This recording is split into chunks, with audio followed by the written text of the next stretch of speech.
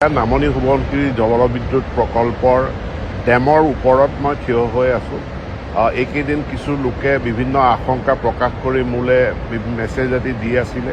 সেইকাৰণে মই আজি গেৰুকামুখত NSPCত আহোঁ, ইয়াত অভিযন্তাসকলৰ লগত কথা পাতোঁ আৰু এতিয়া আহি মই ডেমটোত নিজে থিয় হৈছোঁ। এই ডেমটোৰ উচ্চতা 116 মিটাৰ, কিন্তু ইয়াত যেতিয়া বাৰিষা ছিজন হয় যাতে বানপানী নিয়ন্ত্ৰণ কৰিব পৰা যায়, সেইকাৰণে গোটেই ডেমৰ মূল উচ্চতালৈকে পানী ডেমৰ ৰিজাৰ্ভাৰত ভৰ্তি হ'বলৈ দিয়া নহয়। ইয়াত এতিয়া প্ৰায় 92 মিটাৰলৈকে পানী আছে। প্ৰায় 15 মিটাৰৰ এটা খালী স্পেচ আছে, য'ত অতিৰিক্ত যদি কোনো ডাঙৰ বৰষুণৰ ফলস্বৰূপে বা অন্য কাৰণত বৃহৎ পানী ওপৰৰ পৰা আহে, তেনেহ'লে সেই পানীখিনি ধৰি ৰখাৰ কাৰণে 15 মিটাৰৰ এটা কুচন এই ডেমটোত ৰখা হৈছে।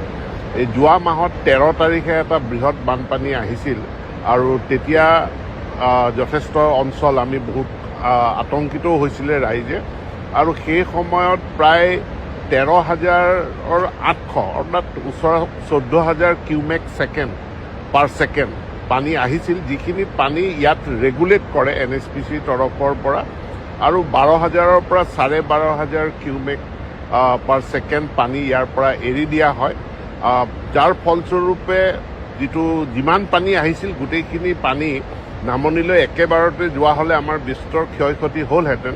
কিন্তু পানীখিনি আমাৰ এই ডেমটো থকাৰ কাৰণে এই ডেমতে বহু পৰিমাণে নিয়ন্ত্ৰিত হয়।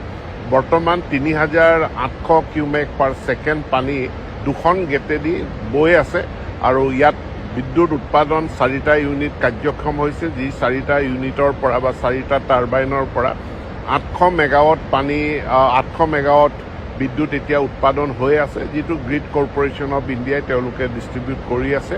আৰু 4টা ইউনিট আছে, যি 4টা ইউনিট পৰ্যায়ক্ৰমে তেওঁলোকে কাৰ্যক্ষম কৰিব।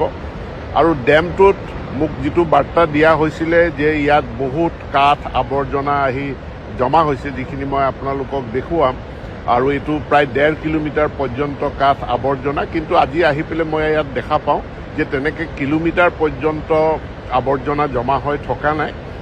ইয়াত মূলতঃ সৰু সুৰা খৰি, কাঠৰ টুকুৰা আদি যিখিনি ডেমত জমা হৈছে, এইটো 500-600 মিটাৰৰ পৰ্যন্ত, মানে 500 মিটাৰো নহ'ব, তাতকৈ কম। আৰু এইখিনি ফৰেষ্টৰ সম্পত্তি, গতিকে ফৰেষ্টে দায়িত্ব লৈছে, পৰ্যায়ক্ৰমে এইখিনি ফৰেষ্টে পৰিষ্কাৰ কৰিব। ইয়াৰ পৰা কোনো ভয় খোৱাৰ বা কোনো ক্ষতি কৰাৰ আমাৰ কোনো আশংকা কৰিবলগীয়া নাই। মই ইয়াত আহি আশ্বস্ত হৈছোঁ যে নামনি সোৱণশিৰি জলবিদ্যুৎ প্ৰকল্প সুৰক্ষিত অৱস্থাত আছে, আৰু নামনি খণ্ডলৈ কোনো ভাবুকি সৃষ্টি নকৰে, বৰঞ্চ এই বাৰিষাৰ ছিজনত বানপানীক বহু পৰিমাণে নিয়ন্ত্ৰিত কৰিছে। আৰু মই ধেমাজিবাসী, লখিমপুৰ, মাজুলীৰ ৰাইজকো ইয়াতে থিয় হৈ, ডেমৰ ওপৰত থিয় হৈ মই আশ্বস্ত কৰিব বিচাৰিছোঁ যে ইয়াৰ পৰা কোনো ক্ষতি বা আতংকিত হ'বলগীয়া কোনো কাৰণ নাই। ধন্যবাদ।